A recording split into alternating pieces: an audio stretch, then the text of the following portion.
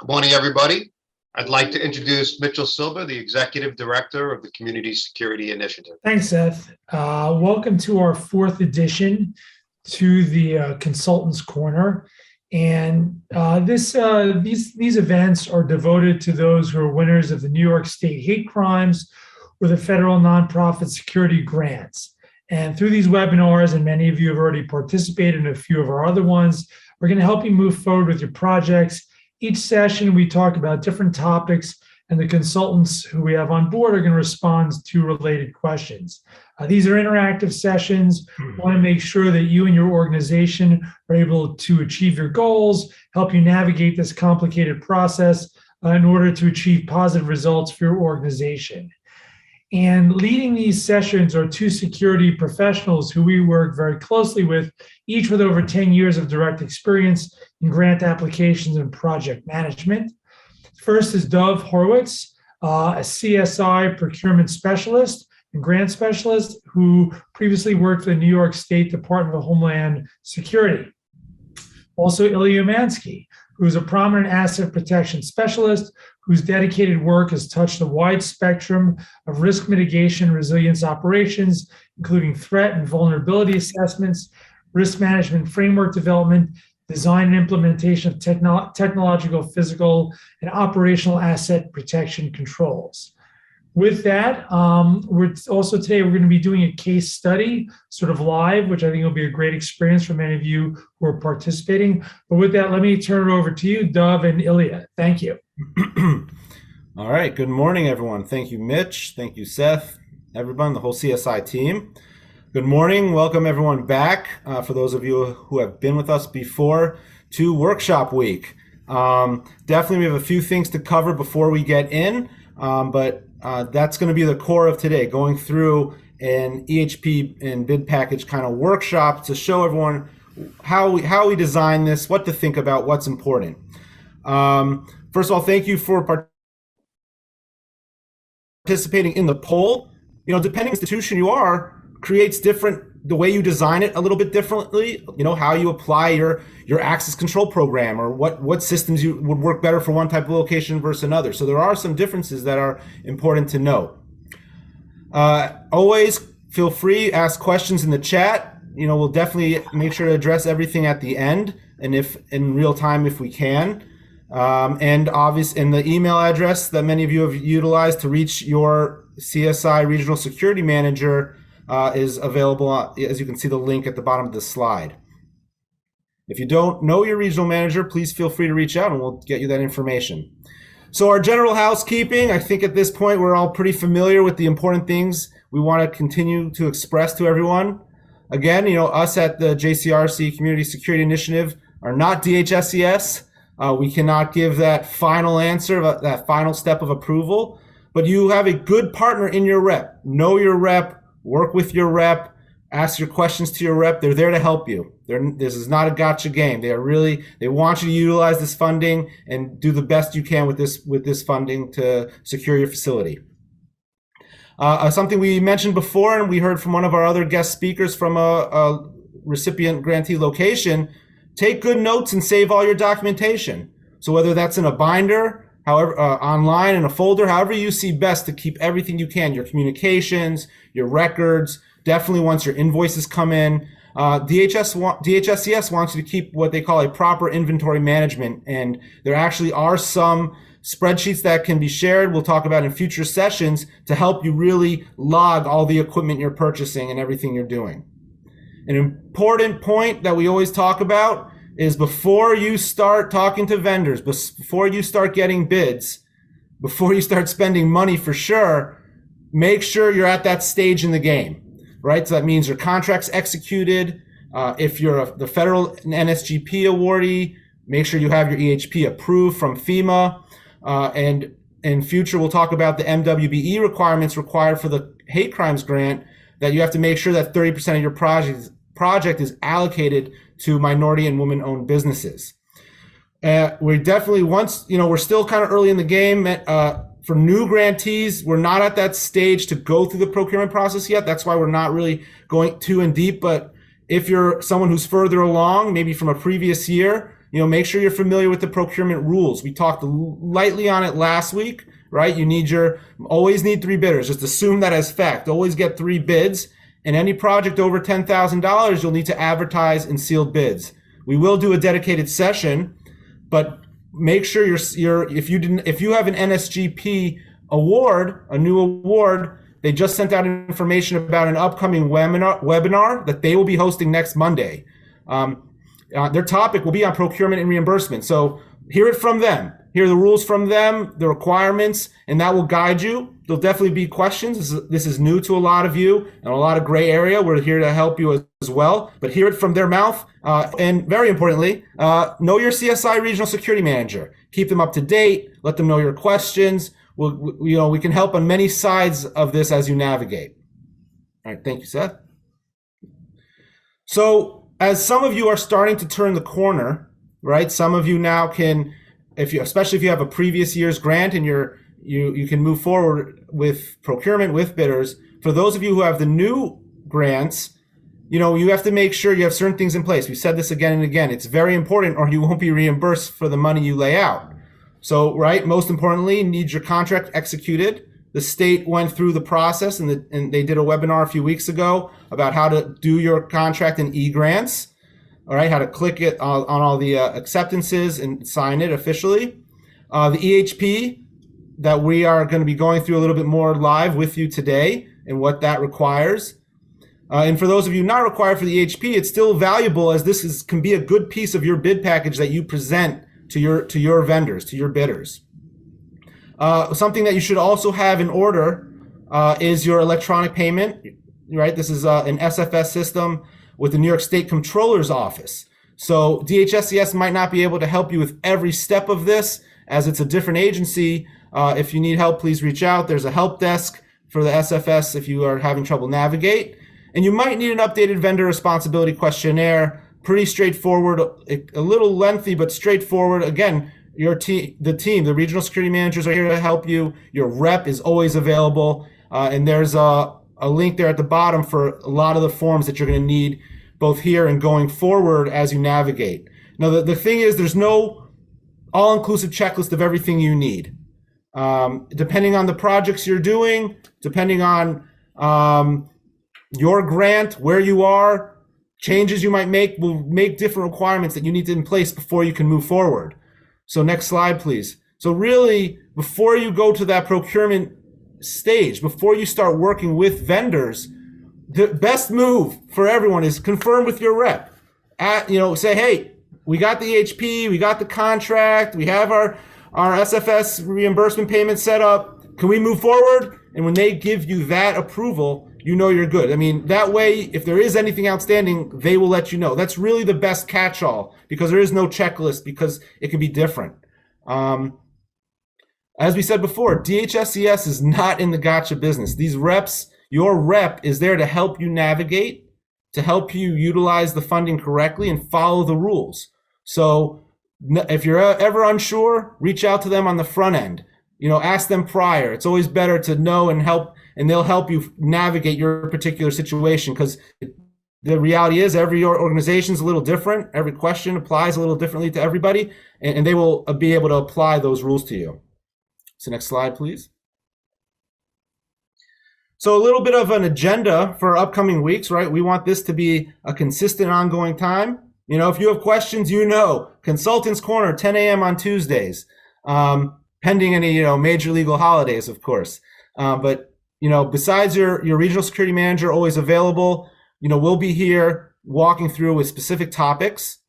Next week, the 14th, actually, though, we will be hijacked. The Consultants Corner will be hijacked for a webinar on applying for the Future Grant, right? That's the Future Hate Crimes Grant, which is due in January. In general, we're going to keep these Consultants Corners focused on post-award for grantees who have the grant and are now navigating. So the rules, how to set up your package, how to get reimbursed, all the questions that can come up, forms, requirements, etc. But in short, as you start thinking about the upcoming hate crimes grant, there's some big major differences. First of all, DHSES, the New York State Division of Homeland Security and Emergency Services, is not administering the next round of hate crimes funding is actually going to be the New York State Division of Criminal Justice Services. So we could have a whole new process to navigate. We're definitely digging in and learning the rules, the FAQs, the RFP, everything that's required so we can help you navigate this grant. And David Pollack and the team will next week talk to everybody about the rules and what you need to do to make sure you have a complete package submitted. The grant continues to allow $50,000 per site, but it's pretty clear that if you received hate crimes grant funding before, that you will not be eligible. What does this mean, though? If you have a campus with a couple buildings, if the security upgrades were applied to one building, the rules allow for the second building that if no security upgrades have been done there, that you can apply for that building. But any other building that of your campus, or if you operate a few, however your arrangement is, if it had previous funding, you will not be eligible. And then the following week, December 21st, we'll do another EHP workshop. We think today will definitely, as you dig in, you'll have more questions. And we think this will be a valuable tool as you move forward and create your bid packages. So next slide, please. So with that, the majority of today we want to spend on this live EHP workshop, which includes starting your bid package. This would be should go together with what you provide your vendors, or at least so you can share what you expect from your project. And we brought in a few guests to help and show what they've been working on so far. And Ilya will take the team from there. So with that, I turn it over to you, Ilya. Thank you. Hi, everyone. Thanks, Dov. I appreciate it. And so as we promised, one thing that we're trying to share with everyone is not just advice from two people. We're trying to offer some real life examples from facilities that are already in process. And we're very lucky that Liron, a member of the JCRC Security Community Initiatives team, has been working with such a facility, and he flagged it, and he said, hey, might be an opportunity for us to actually have someone that can share what process they're going through and maybe share some rationale. And there are two documents that we will be sharing with you on screen that I will ask the representative of this organization, Anthony Scalisi, to share, to kind of give some points about. So is Anthony with us? Can you please just share with us, first of all, your facility's name, and what have you been doing there? I know that there are two documents that have been shared with our team, and also give us just a very, very brief synopsis of what kind of where you are in the process, what the scope of your project is, and then I'll ask Liron to fill in a few things. Anthony, I can help you with that. I have the document about the scope of the project if you want. Right, and we'll share those. Sure. Thanks so much. Okay, Liron, you can take it if you like. All right, so Anthony is representing the Holocaust Museum in Nassau County, Holocaust and Tolerance Center, located in Glen Cove, Nassau County, Long Island. Anthony, you can jump in if I'm missing any information, of course, right? Okay. And actually, we started with first the status that actually this facility won two grants. They won the hate crime, and they won the last federal grant, and they received the whole amount of $150K. The scope of the work, first of all, the CSI, myself, and Anthony, we wrote the risk assessment for the facility, identified all the vulnerabilities and what needs to be done. And we'll address that in a minute. And then Anthony and the chairman of the facility and the board decided where they actually allocated the money. And I think they made smart choices. They choose to, first of all, take care of the shell of the perimeter of the facility by implementing a new force entry resistant door, film the windows that are in the perimeter of the building. You have to understand this facility is a museum, right? It's a Holocaust museum. It has highly sensitive and expensive exhibition part. We have a lot of kids from schools, about 200 kids visiting this facility. We hope, right, that next year, COVID a little bit, disturbed the routine, but this is what the purpose of this facility is: education for Holocaust and tolerance. And so we applied, we make the facility's outer shell stronger. We are going to apply a PA system, which is very important, of course, in case of emergency. And we're going to designate and modify shelter in place location within the facility that can, adjust and can be served in case of emergency. This is the most critical parts. We're also going to take care of upgrading the video surveillance system, which is very old, analytical, and it doesn't serve the building. And we are going to put a simple access control system in the 3 locations at the facility. This is the scope of the work that we are going to do. Now we are in the stage actually that we won the grant, and yesterday, me and Anthony struggled highly with writing the EHP. And Ilya, I'll give it to you to present it. Before we jump to those documents, here, everyone, is a great example of how a team at JCRC works with client facilities. First of all, it's very important to understand what Liron just mentioned in the beginning of his synopsis, right? We always try to understand the scope of the facility. What is it that they're doing? How many people visit the facility? What kind of people? What kind of groups? What are the hours of operation? So the threat and vulnerability assessment has been performed. It seems like the team at the facility have been closely coordinating with Liron. And I think what's also very important is Liron is also backed up by a huge knowledge base of various documents and on equipment, on various other components of preparing for your project. And so I like that there's been a very close partnership between JCRC and the Holocaust Museum. So I'll ask Seth to throw up the first form on the screen. So let's start with this the administrative form. We've shown this form to you in its kind of blank version before. Seth, if you can, first of all, can anyone not see the form? Are there any issues with anyone's screen? I hope everyone can see it. If not, then put a message in the in the chat, and we'll address that. So Seth, if I could ask you to just scroll down to the next page, to page 2, we'll start from there because the first page is irrelevant. There's just a lot of administrative language there. So let's start from here, and you'll see that it's just your typical facility information, what's being done. But perhaps Liron or Anthony, you have a couple of words just to share how this form started, who's filling it out, what the process has been. Does this form have to be approved by a team of decision makers? So if you could just say a couple of words about that.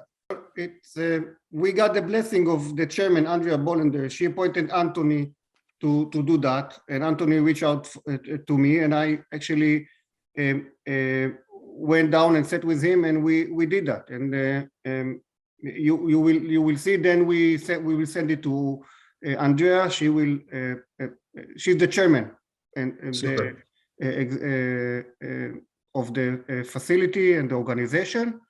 And from then, Anthony will, after you, actually, we are going to ask your help, to review it, and then we will send it to DHS to deliver it to FEMA. Got it. Seth, I appreciate that you're scrolling down, so that's very useful. So everyone, please take note of this field. Basically, it's a fillable form, obviously, very easy to fill in. So you'll see that the team is still in the process of listing out what is it that's going to be going into the project for this facility. Liron, I suppose you guys are still in the process of doing so, right? I see that you started the list. So I suppose you'll be completing it. Oh, there you go. Sorry Yeah, I about thought that. we It seems like it's all done. Yeah. Forgive me, Anthony. I apologize. No problem. I guess technology sometimes gives us these curveballs. So seems like you have already a solid list of things that will be addressed as part of the project. Something that Liron already went through. I want to just briefly mention here: main entrance door, replacement of that door, facility windows. Right. Ilya, yeah. 1 minute. Before that, can you go up a little bit, Seth? So for the audience, it's very important that you will understand that we are the organization is a sub-guarantee, right?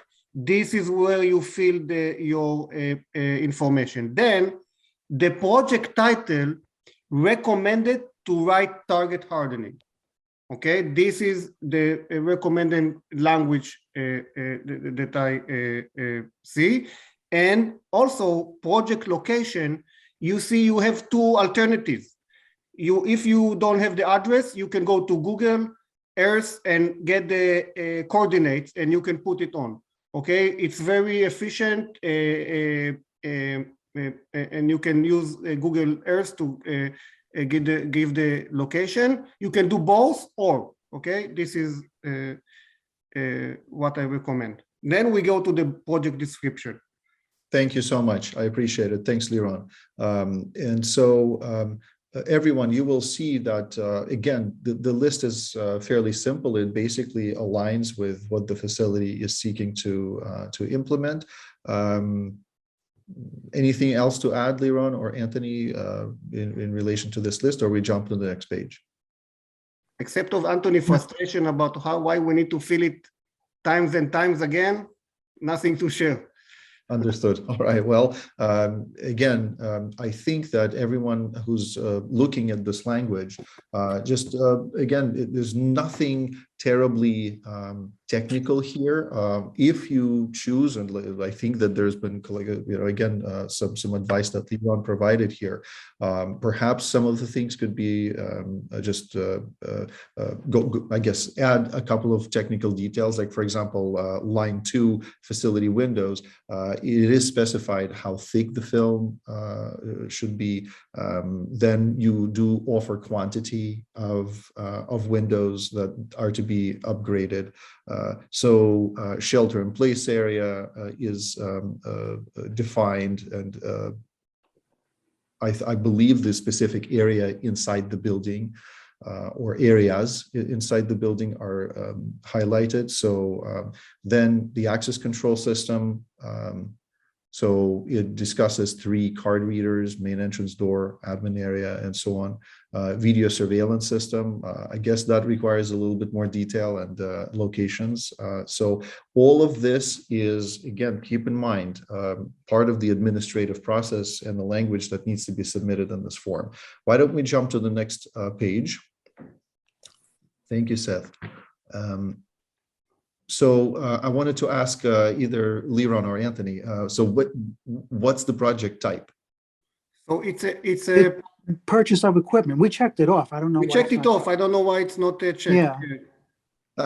Okay. Again, technology probably in the middle of that transfer as we received it, maybe that box was unchecked. Again, something that everyone should be mindful of is to double check the form before you've sent it out. Not that you guys did something wrong, but I'm saying that when you're sending it to the DHS, make sure that you proofread it one more time. Thanks so much for that. And I see that Seth is actively making those updates. Thanks. So if you can scroll down a little bit more. Ilya. Yes, please. In a lot of the risk assessment and recommendation that the CSI is writing, we also recommending training and exercise. Please don't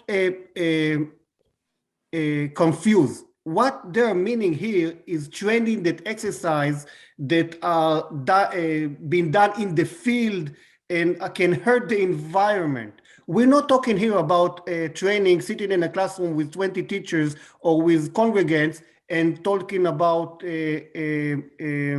emergency procedures, okay? This is not the training, so don't mark it, don't check it, okay? Just the recommendation, just keep it simple, push number 1, okay? I have a question. So for some, it might be apparent to mark box 3. Can you explain a little bit of the difference of why you chose box 1 versus box 3? So because of most of the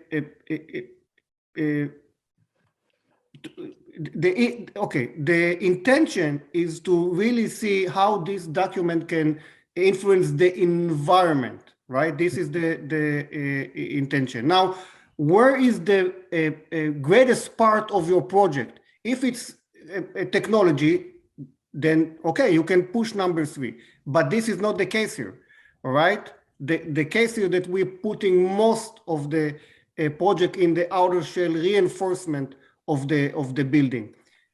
So this is why we choose that. And you see they're having in number 3 a lot of things that are not really related to security, more than they have a fire safety there. So I think to keep it simple, it's recommended to push number 1 for our purposes.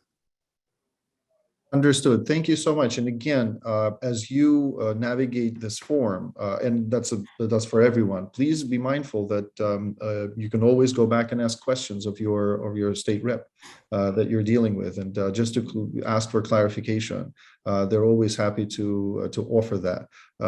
So if there's any uncertainty, you can always go and ask for that clarification. Also keep in mind here, as you're marking these forms, as you're marking these boxes, they are correlated to different sections of this form. So for example, under the currently marked box, purchase of equipment, you will see that it requires you complete section C1.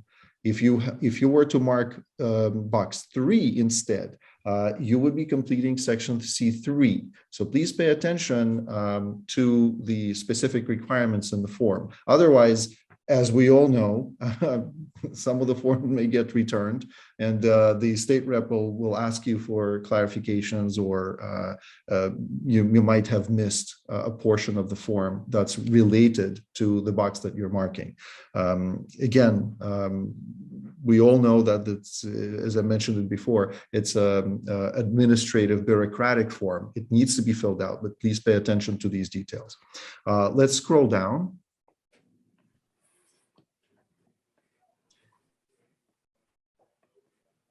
Okay, so again, we're at that correlated section with the previous box that was marked and the purchase of equipment. And here, Liron, anything to add here? I see that the field is really small, so how did you guys navigate that? It's impossible. Tell you the truth. If you really want to specify the equipment and the quantity of each, then it's very hard to put. Say if you have a lot of equipment, right? So as you type in, it goes narrow. It's narrowing down up to the point that really you cannot see. But we did our best, and as you can see, we wrote 1 impact resistant door. So in Windows, we use square feet, how you measure quantity. So you use square feet of how many film we're going to apply, how many speakers we're going to install, how many card readers, and try to keep it simple. Equipment, quantity, quantity. And I don't know why it's not appear, but in the section 1, C1, B, you should have the AEL numbers. And okay, Here it is now. Okay, so you have to make sure you have the correct AEL numbers that are connected to the equipment that you want to purchase and install. I was going to ask you about that, but thank you to Seth for, I guess, retrieving that text. Again, please, everyone, just take a look here. And I saw, let me just go back for 1 second to Liron. Did you guys also include I guess you correlated this particular section with Appendix A. I saw that you, there was a statement in that, in section, I guess here in C1A, under line A, that there is part of that text, a reference to Appendix A. Appendix A is the next thing we're going to review, so please be patient, and we'll jump to that shortly. Okay, as Liron said, training and exercises are not marked. Again, the project does not include that scope. Let's scroll down, Seth. Thank you. Okay, nothing in these sections because, again, they're not applicable to the project. So really, if this form at first may look intimidating, you can see how much blank space you'll be leaving there just because it doesn't apply to your project. So let's scroll more because I don't see anything. Okay, so Seth, let's see, completes item 6C through only if the project involves construction of a new or replacement communication tower. Okay, again, in their sample, if you look at the tutorial, they do show pictures of, actually one of the sample photos includes communication towers, but that's, again, that's not applicable. Okay, let's scroll further. Yes, Can I jump in for 1 second? Yes, okay. Go, Liron and Anthony, as you navigated this document, did you use the information supplied by DHSES about what to fill in? You know, the guidance document, did you find that helpful? It really spells it all out for you. And and for everyone here, as you navigate these documents in this form, have it side by side. It really has, clear arrows and instructions about what needs to be filled out. That's your best source. Yeah, yes, but I think what Ilya is doing now, we have to keep it simple. If you choose the purchase and you go to C1, it saves you. And I don't imagine any one of us is building communication towers. I mean, CSI didn't recommend that. Okay, right. So most of our project is target hardening. And this is where my humble recommendation is to focus and keep it simple so you can actually keep it simple and accurate. So you can describe in the end of the day, to FEMA and the environment, this is our project and this is how it's connected to the environment, okay? And get the approval for that. Exactly, thank you. I want to point out something that could appear to be very trivial, but unfortunately, the way these forms are designed, you will notice that Liron and Anthony spent a lot of time really putting in text inside that first text box that you see in front of you. But the trouble with these fixed PDFs is that these sections never increase in size. It's the text that decreases. Okay, so it's a quirk, unfortunately, of how this particular PDF is designed. So please be mindful that when you're checking these forms, you may get scared that, wait, I did put in more information in there. Where is it, right? So unfortunately, it will likely be there. It's just you'll need to put a cursor inside that box, okay? And just really scroll the cursor through the lines of text to make sure that you can proofread. And again, Dov, I don't know if this is a typical setup of this form. I'm surprised that the actual text boxes don't grow in size. I suppose they wanted to fix it to a page size, but it's just it could cause some frustration for those who are filling the form out. I can see Anthony nodding already, but it is what it is, right? We actually, it's very good, Ilya, that you mentioned it, because we retype it again, not understanding how this is doing. And you cannot copy paste. You cannot copy paste from your first section to which will be easier. No, you have to retype it. This is actually the experience that we had. It was very frustrating. Right. You can see a couple comments on the side, yes. And Liron and I touched on this lightly as he was going through on site, is that because of this real limitation, including attachments and referencing your attachment can suffice to ensure you can give all the information you want to include here. But that's just the reality of it. So no, that is a tool in your toolbox to include in your attachment to specify these answers. Thank you, everybody. Okay. Yeah, that's a great idea. Thank you. Okay. If cool. I could interject for a minute, Ilya and Liron. We're monitoring the chat box in the background here, and we have one participant who noted that very wisely connected with the representative from DSHES. And what she writes is, they explained that we could accompany this with a separate piece of paper with the equipment. So again, as David Pollack points out, it's important to get in touch with your representative, because if you're having an issue like that, while it might seem minor, you're spending a lot of time and effort trying to squeeze what they're asking for into this little box. And if you call up the DSHES rep, they may tell you, send me a separate piece of paper with all the stuff that you want to list there. It's easier, probably easier for them to read too. So just keep that in mind, that when you come up sometimes with even these little issues, if you call them up, as everybody's said on this presentation numerous times, they're there to help you. So. And I would add to this, Terry, excellent point. Thank you. I would add to this that each of your representatives may be different. So it's a good idea to double check with them that they each will confirm that you can send a separate piece of paper. For some people, that's the experience. And for some other people, the DHS representative might be like, no, I can't accept that. So again, I understand that, it's a process, but it's good to be in touch with your DHS representative to just explain to them what it is that you're doing, what you want to submit to them, that you want to be as clear as possible. It's just the form does not allow you to put in large text boxes where you could spell out what it is that you're doing that could be fully visible. And so maybe the best approach, based on what Terry is saying, Liron and Anthony, is to form something, right? And then put that in there. One other, if I heard Dov correctly, you can put it in Appendix A. Just create a table that will cross-reference with all the sections. And that will be, that way you're not preparing a third and fourth and fifth form. It's good to keep things concise and compact, if you will, when you're submitting these documents. Okay, so Ilya, I just want to, if you can go up a little bit, Seth, it's very important in this section that the instructions are that you have to explain how those things that you want to do are going to be installed. Okay, Is it going to be mounted? Is it going to be fixed? Is it going to be fastened?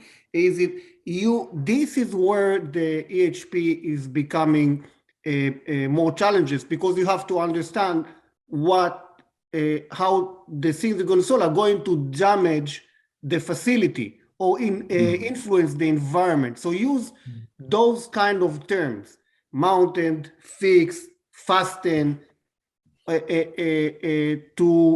inside this section.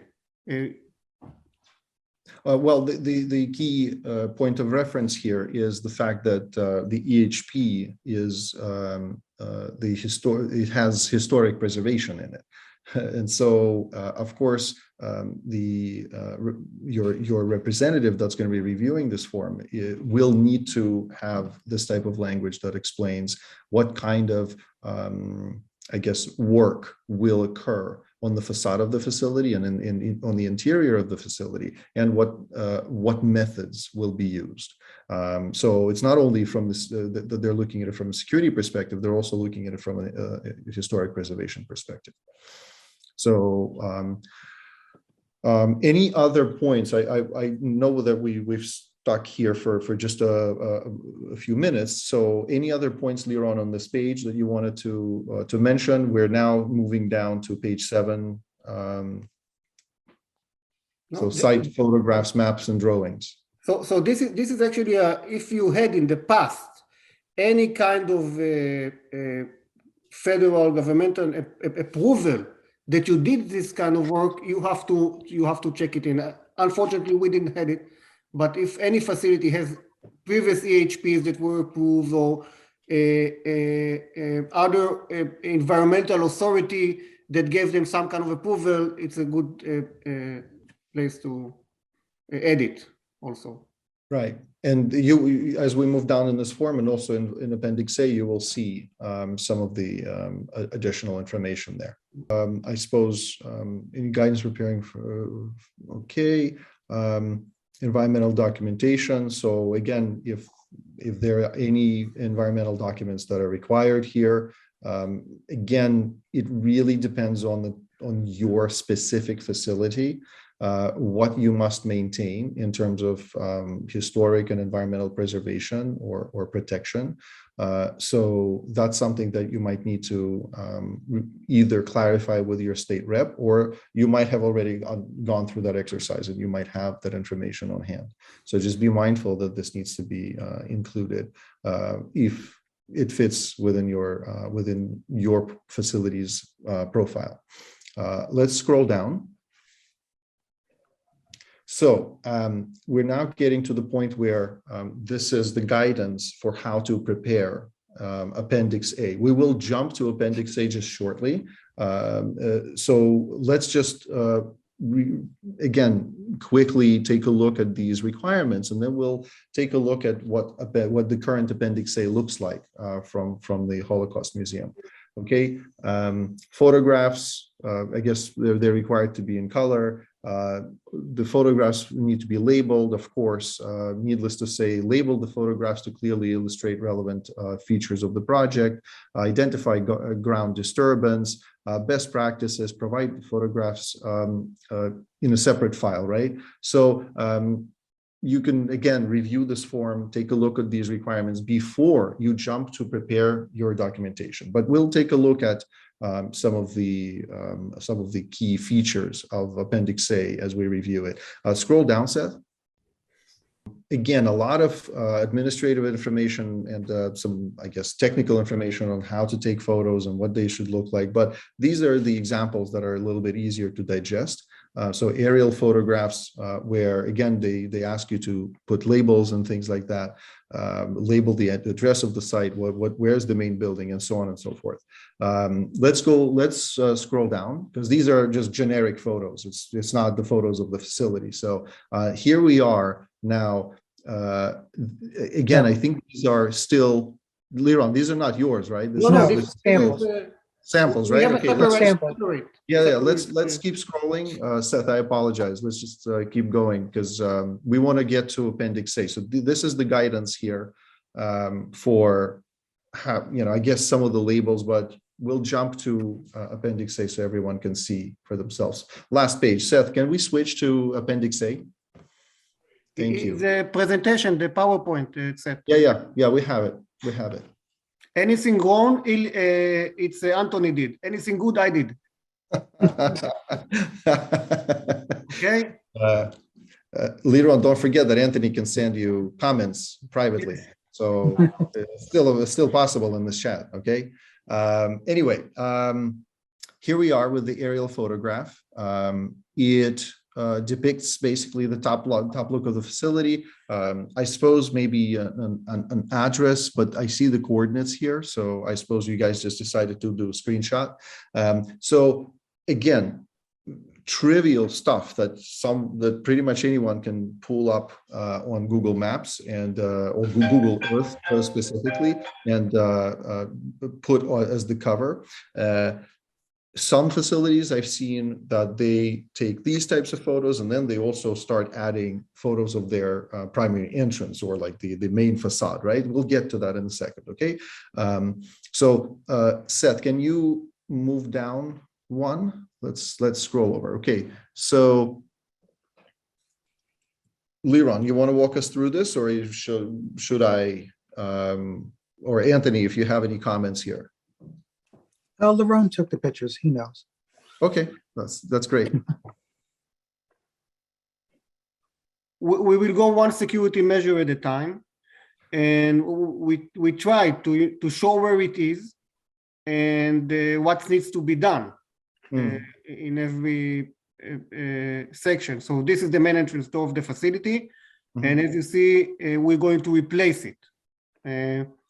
in the form itself, we wrote that the measurement of the door and the design, we will try to keep it as close as possible to the existing one. We're not doing any changes in this case, okay? First, to respect the historicals and to keep the same design. I suppose since we discussed how this Appendix A could also be enhanced by having, let's say, your equipment list, please remember everyone that at some point, either at the beginning of the document or the tail end of the document, you might want to include that equipment list later on. So we'll get to that. David Pollock has raised his hand. David, what did you want to add? Just know that even though Liron and Anthony wrote that they're going to try to keep it as much alike as possible to the old door, this will take another level of review. This will require another level of review, and someone's going to have to verify that, probably contact landmarks or preservation people in Nassau County and to say, are you okay with this? So it's a time factor. Absolutely. And so, it's important to get as much stuff out front as possible, because what they're going to do is to say, okay, so where are you going to put the external cameras? And all of those kind of things. And you want to do all of these, get the yes at one time. If it's a phased, if you don't tell them everything, they're going to have to go back, and it can cost you a couple months. Right. And also, please remember that and I like how Liron and Anthony put this basically as their first upgrade, right?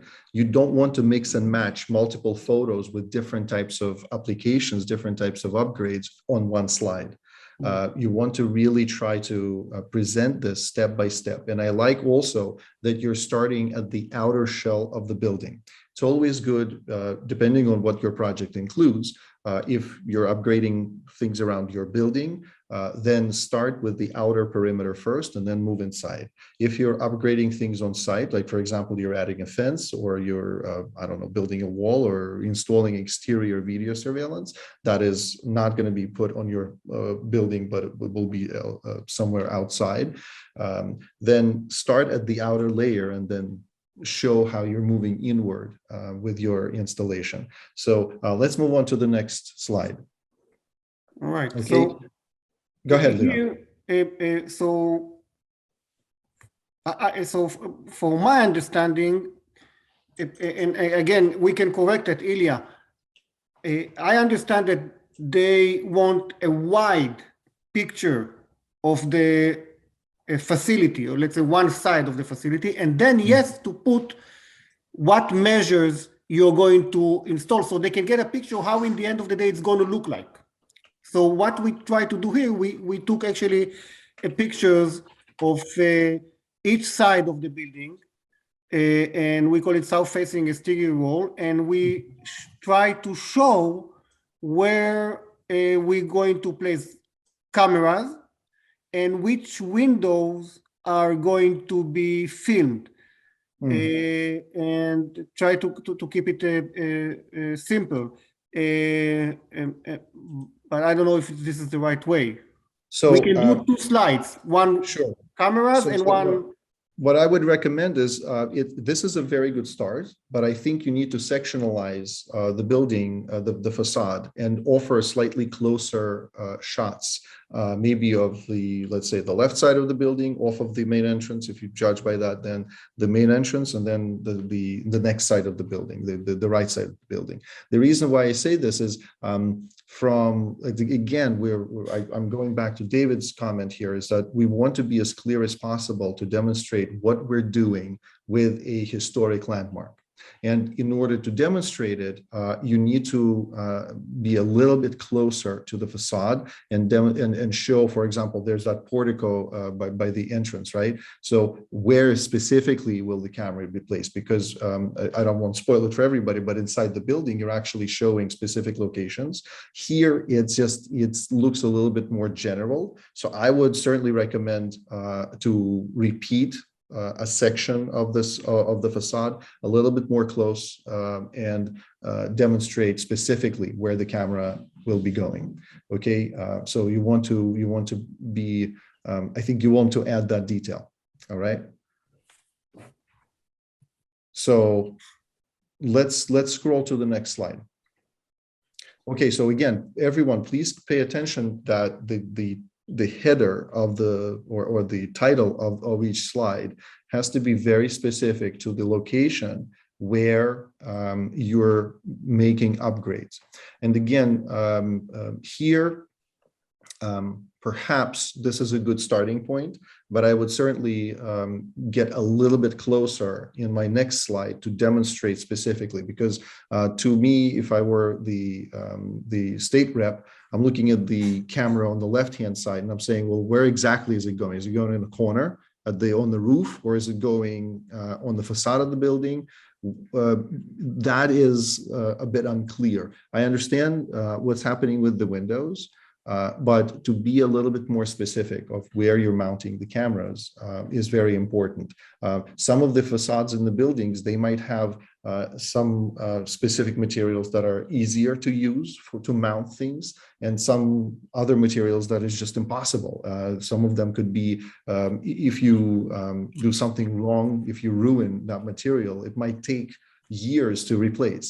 So again, with historic facilities, that's one point that any historic preservation architect will tell you up front, is be very, very careful of where specifically you're mounting devices. So I like the wide shot, but I would want to go in a little bit more close with and be very specific. What particular materials of my building I'm using to mount my devices, okay?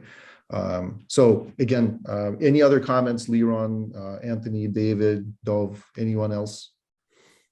We'll move on to the next slide. Okay, again, specific notation about the location of where the equipment is going. For my taste, the photo is a bit dark. So I would want to maybe brighten it up a bit.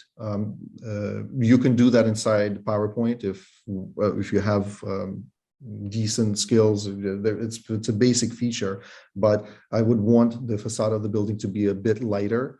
And again, a wide shot is good, but then you would want to demonstrate a little bit more specificity. This is a bit too far for me to understand exactly where specifically the cameras are going. With the windows, it's a little bit easier, but again, I'd say you'd need to be a little bit closer. Okay, next slide. So Liron, help me understand here. Is that the part of the same building? We're just seeing a grade change? Okay. Yeah. Yes, it's the worst part of the building. But we're going to work on that. It's actually a vendor driveway, and it's a very neglected size. We had a lot of graffiti there. So those windows going to be filmed. We're going to put 2 cameras there to monitor this area. Will you need any additional lighting here? Not for now. Okay, this is for maybe we use it for the 50 for the next phase. The next phase. Okay, understood. Okay, once again, I think lighting in that area will only help the vandals. I think if we keep it darker and we have infrared night vision cameras, that would be better in my opinion. Well, we'll start with the shell, and then at the end of the day, this money is running out. But it's a good point. I think we have to check it. Maybe something that is light up or during movement, or it's a good point. And what about if I go back? Sorry, Seth, can you jump back for a sec? So the 2 perimeter, actually, there are a few perimeter doors. All those are in good shape? Yes, yes, they're metal doors and they're in good shape. Got it. Okay, understood. So again, just a simple comment is to be very specific about the location of each device. The windows are easier here, but where the cameras are going, the arrows are a little bit off. So Yeah. let's go to the next one. Again, this is just a demonstration of the locations, and I think that the few other slides after this one will show where equipment is going. It's just to demonstrate to the state rep, just the general areas of the building or of the interior. And so here, okay, Liron or Anthony, help explain, are these stars specific to the locations? Yes. Is this approximate? We tried the best to keep it, as you can see. Seth, can you go up a little bit? Because we are talking about speakers, right? Speakers location. So we tried to put a speaker in every room in the center of the room in the ceiling. So this is what we tried, and there's also two corridor administration area, and we will try to put them in the center of the ceiling in each area to create the best effect of a PA system. So this is what we try to do, and what I try to do is actually get a picture that can capture the whole ceiling of the entire area. Got it.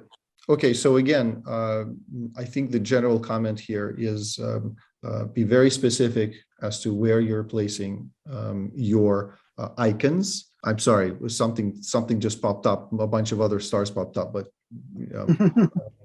I don't know what that's about. No, now you moved another. You moved to the. Oh, next sorry. So this is cameras. So this is speakers location. This is cameras. So all right, cool. Thank cameras. This is what a little bit more tricky, because some of them will be dome cameras that are going to mounted on the ceiling, and some of them are, if you can see, are on the actually edge on the corner between the ceiling and the wall. So this is what I try to do. In some rooms there will be two cameras, because this is the exhibition rooms, which have to capture more angles, and this is what we try to do here. Understood. Okay. And this is specified in the section A, when you say, okay, 9 bullet cameras outdoor and dome cameras indoor. So where are you gonna did you put that only in the previous form, or are you going to specify it here later on? No, it's already written. Okay, got it. But we can write it again if here dome cameras or whatever. I'll take any comments from the JCRC team, but in my experience, I've seen facilities do it kind of both ways, if you will. Some of them will just identify that they will have a camera location and then specify it later on in their bid documents or in their forms.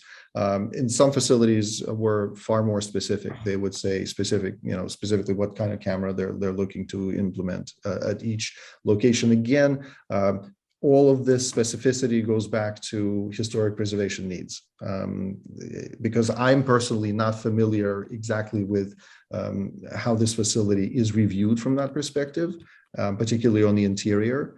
It seems like it's been subject to multiple renovations. Seems like maybe that specificity is not required, but again, it's something to double check. The other point here is keep in mind that all of these documents, like this particular Appendix A, later on will be very useful to contractors that you're going to be interacting with. And so they will really appreciate having detail like this, because they will be able to do a decent count of how many individual devices they need to implement. That helps them price the project properly. Okay, so and they will then be able to ask you a bunch of questions about, well, what kind of camera do you want? What kind of resolution are you looking for? And so that's where I think the facility can offer more and more commentary.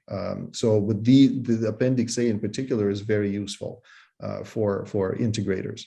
Let's So move on to Ilya, the- just to not to interrupt you. So with that point, and what we've been recommending to other people is they use the EHP as part of their bid package when it Mhm. goes out, to be able to show once you have people that are going to bid on it, because it's going to give them that example of what needs to be done in the Absolutely. locations, and it'll help with that. So that's an Same option here. also. Absolutely. I would not even make it an option. I would make it a fixed point of your bid package. It's to provide that document together with the rest of your bid documents, so that contractors would not have to guess or be subject only to come to your facility and do just a field review. Because I've seen firsthand where contractors arrive, they look around, they take notes, and then provide you a completely wrong count. Okay, here you're specific to the number of devices that you're looking for, and that's very important. Okay, let's move on to the next slide.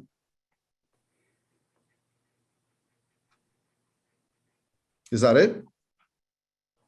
Okay, so That's the last slide. Liron, let's go back to. I have a couple of questions for you. So you guys mentioned that you were also implementing access control. Yes, we didn't do the card video location yet. We need to take focus location of 3 card videos, and we will do that. Okay, understood. What I feel that we should do at this point, instead of like me throwing a lot of questions your way, I think also being respectful of everyone's time, it's important that we turn it back to the attendees and see what questions have come up from those who were listening and patiently kind of learning together with us. So Bill, can you help us with the questions? I know some of them David answered already, but let's see what we have.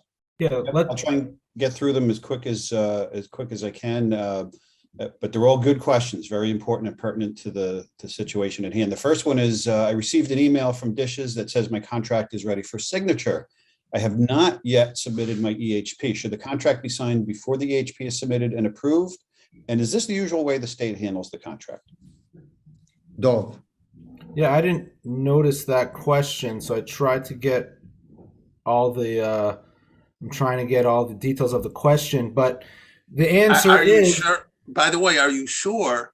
It's Remember that the hate crimes grant does not need an EHP. Exactly. That's where My first question was which contract is ready for signature? Mm-hmm. So it Right. could be NSGP, which doesn't require the EHP. No, Sorry, other way around. Yeah. Right. Exactly. So your best move, being that obviously in this format we're not exactly sure of all your questions here, for whoever presented that question, confirm with your DHSES rep or share with your CSI team so we can help you navigate and understand what we even need to ask your rep, because sometimes we're not even sure what to ask. So we can help you there. But right, depends on your grant. It depends where you are. If you have a hate crimes grant, you can't move forward anyways. The contracts aren't ready to sign yet if you just received the latest round. So you have to wait to the beginning of January anyways. They have changed the process. It used to be contract, then contract, then EHP, but now they're sort of requiring people who are required to do the EHP to do it before you can sign the contract. So again, that's why our main guidance, the end goal, get that confirmation from your rep. Okay. Next one, Bill. Next question. This one probably is the number one question that's asked regarding the new application for state hate crimes grant. Does the new SCAHC prohibition only include previous hate crimes grant funding? What if the building has had NSGP funding? Common question. This has to do with the new DCJS managed hate crimes grant program. Basically, it comes down to this. David answered it in the chat, so I'll abbreviate the answer. If you previously got a state hate crimes award through DSHES, you're not eligible to apply for additional awards through this current RFP to secure the same facilities. However, if your organization has multiple buildings, you can apply for those buildings that did not previously receive a hate crime. So in other words, if you have 3 buildings, an ECC, a sanctuary, a social hall, separate buildings, you got a hate crimes grant for the early childhood center, but you haven't gotten prior awards for the sanctuary building or the social hall, you can apply for those under the new program, correct? Yeah, let's go to Anthony's case. He has a second building. So he got a hate crimes grant for the for the main museum, but that second building is eligible for another grant. And part 2 of that question, NSGP has really nothing to do with this. Previous NSGP grantees may apply. This is only if you've gotten a previous hate crime award. They're excluding you for just for that structure, for that building. That's slide 4 for next week. Yep. Top question. If you were to rank all the questions, that's the most commonly one asked about this new hate crimes RFP that's out there. Okay. This is easy. Will the webinar for the 21st information be sent via email? Yes. That'll be sent out in advance. You'll have the opportunity to register for the next Consultants Corner. Okay, is project type, this has to do with the EHP form itself, the field for project type. Does that also include renovations, i.e. CCTV access control? I'll defer to you guys on that one. So going back to Liron and Anthony, can you elaborate on that question? So the way I understood it, so you marked it as purchasing new equipment. So I think that question relates to what I asked you before. So let's just try to clarify. I think it depends on your project and your facility. There's no right or wrong question. This is, by my judgment, is the right thing to choose for this facility and this project. But now you have to look at your project. What are you doing? And decide what to mark. As I see it, and also, Elia, you correct me, it's most of the target hardening project goes to number 1 to keep it simple. This is my recommendation. No? So it seems to me, and again, I think that we might want to, as a team, take a look maybe, and then we'll try to clarify it at some point. But I feel like if we're talking about like specific renovations to the facility, right, then I suppose that is where box 3 comes into play. But if we're purchasing equipment that simply goes on the facility, then going back to Liron's comment, we're hardening the target, but there is no renovation. Yeah, the door I think would be a retrofit, you know. Right. So renovation. I'm again speaking as a consultant. I'm unclear about the use of those 2 boxes. I'm not saying Liron and Anthony, you guys did something wrong, not at all. I'm just saying I would want to go back to my DHS rep and say, here I am, I'm ready to submit this form. I want to be very sure that I'm marking the right fields. Run through the scope of the project with the DHS rep, right? Dov, am I misstating something? What have you heard? Actually, I think you're making a great point. And looking at the documentation that DHSES shares with their markings and their arrows, they actually specify, I have it open right here, they specify to click both. Wait, froze up. That makes sense. And what we'll do on the Consultants Corner page is we will make sure that we have a link to that document that Dov is referring to. Because you broke up there for a second. The trick that I use all the time is I open up their tutorial and I just go through it line by line, screen by screen. Dov, can you repeat what you said? Yeah, I was just saying what David's reiterating, that the EHP screening form guidance from DSHES says that you should select both boxes 1 and 3 of project type, kind of how you were guiding it, Ilya. So they asked I know that Seth has a hand up. Seth. I'm going to put up a quick poll as we And as Seth does that, we apologize. We recognize we're out of time over time, but a lot of good stuff. So we're going to stay here to answer your questions. But you got the whole team with you still. And you'll notice some things that we haven't talked about too much as a team. So this will help us develop future sessions and some forms you may not have heard of or requirements you may not have heard of. Some might not apply to your grant. So don't be totally bewildered if you've never heard of this before, but it's good for us as a team as we design future sessions. So thank you. Okay, the next one is, again, in describing the project, in the example shown, the PA system was described as 8 Wi-Fi speakers. In looking at the PA system equipment description by DHSES, it states handheld or mobile devices. Are speakers allowed? Yeah. I'll jump in on that one. Thank you, Faye. So this was a new effort to advocate for allowance of PA systems, but the guidance is pretty clear that what is allowed under this grant, unfortunately, is only what's they're calling mobile PA systems. What that is, or handheld. Thank you, Ilya. Ilya and I were discussing this prior. What that is, we can't tell you. We don't know. We have some ideas how to utilize this allowable funding and still have a system that can provide important verbal communication throughout your building. But yes, you're very on point. Thank you for that question. We're very aware that groups have gotten that applied for PA systems have been told you can't do that. You have to choose something else. We're also aware that some things, because of their descriptions, got through. Anthony, you seem to be lucky. Please do not, anyone who's on this call, if you go and you talk to your program representative and you say, well, Anthony got it, why didn't I get it? You're going to probably ruin it for Anthony. So please don't do that. We could not get New York State to clarify it beyond what was in the RFP last year. We're doing a new effort this year. From a technical perspective, I can tell you that the two terms don't match. PA system by design is not mobile or handheld.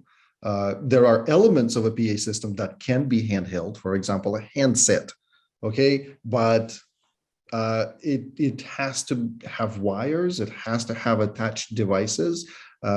So it Ilya, seems like the problem is the FEMA and DHS would not specify that last year. Yep. They said that it was what they, they would allow PA systems, and the state grant does allow PA systems specifically. We lobbied to get that in. So both the 2019 and 2020 grants include PA systems. So this, that's okay. And what you may have to do if you have a PA system in the federal grant and it's disallowed, see if you can swap something, talk to your program rep and try to swap between your state grant and your federal grant. Can we use the PA in the funds for a PA in the state grant and not put in and pay for 3 cameras in the federal grant with the federal grant money that we had applied for in the state grant money. Okay, Bill, next one. I'm going to combine 2 questions because they're related. The first half is, if the building is not considered historical, is all the detail that Ilya mentioned necessary? And in regards to detail, how do you already have this information, this level of detail that goes into the form before you've even gotten project quotes? Okay, so project quotes are premature at best. You should first spend the time to go through your facility and identify where you want your devices. You will notice that Liron was working with Anthony and they walked the site and In some cases, it would be great if you can get a JCRC representative to work with you, but I know of teams that did it, and I demonstrated to you how one team in Brooklyn did it all on their own. They didn't have a person from JCRC walking around with them. They went from point to point in the facility, and they identified where those devices were going. They then ran it. They could run it, let's say, by a JCRC representative, just to make sure before they sent it back to together with the EHP package. Is everything okay? Does everything look okay, right? Are we demonstrating all of our equipment across the facility, both on the outside of the building and on the inside? Is it readable? Is it understandable? And is it properly marked and labeled so that it will not cause any concern or follow-up questions and clarifications from DHS rep? And so you should not have contractors put devices for you, because obviously that's a conflict of interest, and you should not have contractors be present for that process. That's an internal process that your team must undertake.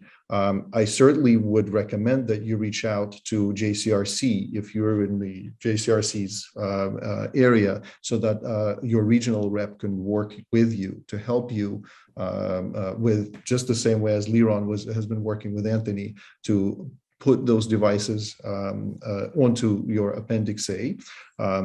But that's the level of detail really is related to a specific point on the building or inside the building where you want your devices to be. So if you want, we can take that offline and we can have a further conversation for the person who asked the question. Okay, thank you, Ilya. Again, I'm going to combine a couple of related questions. Changing locations, you originally think you're going to put a camera here, and for one reason or another, it has to be moved. Maybe it's even the contractors on site and they run into a problem like a beam or some kind of structure that's in the way, and a deviation is required.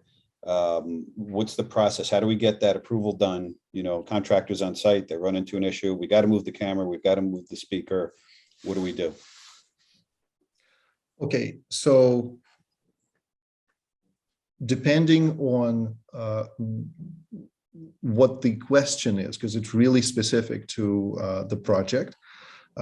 First of all, we'll go into the details of how you would, for example, try to mitigate any such issues, because this is why it's highly advisable to have contractors come into your facility for a pre-bid meeting, okay, where they can look at your facility with their own eyes, where you could point where you want all of the devices and where you could do page by page turn and demonstrate to them what your Appendix A says, so that they could visually observe the condition which they will be working with. Relocation of devices, be it on the outside of the building or inside of the building, if it's on the same material within the same, let's say, general couple of meters, is typically not an issue. However, certainly the DHS rep is there to help you answer any such questions. I have not seen major concerns unless you literally moving it into a completely different zone that doesn't coincide with where you initially indicated your device would be placed. But generally, facilities have been fairly good about that, especially those that had created these visual documents, Appendix A, as part of their EHP package. So that should not be a major concern. However, it's always good to ask. Okay, last one. Is there a specific format we're supposed to use for these pictures and locations? I believe that's in the instructions appended to the EHP form. We saw them up in one of the slides. I'll even say more. During the previous webinar, and you can go back to the recorded webinars that we've run recently, we actually went through the tutorial form that has a lot of red line marks from the state that demonstrates both where information needs to be inserted and also gives a little bit more guidance, even on above and beyond of what you saw as the guidance for Appendix A. All right. Thank you, gentlemen. That's all I have for now. So I'll pass it back to Seth and David. So, Dov, you want to close this out, Dov? Sure thing, everybody. Great right. to see everyone again. Apologies going over, but a lot of good info. And we tell you next week we'll be doing a session on applying for the next hate crimes grant. So tell your colleagues or friends who need this information. But we'll be here 10 o'clock every Tuesday in some format, usually talking going forward. So thank you, David Pollock. Thank you, JCRC Community Security Initiative. Thank you to Ilya. And Liron and Anthony, thank you both very, very much for having found the time, having been very forthcoming with all of the stuff that you've been doing. We're very, very grateful.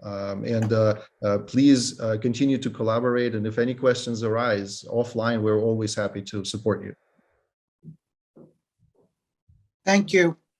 Thank you.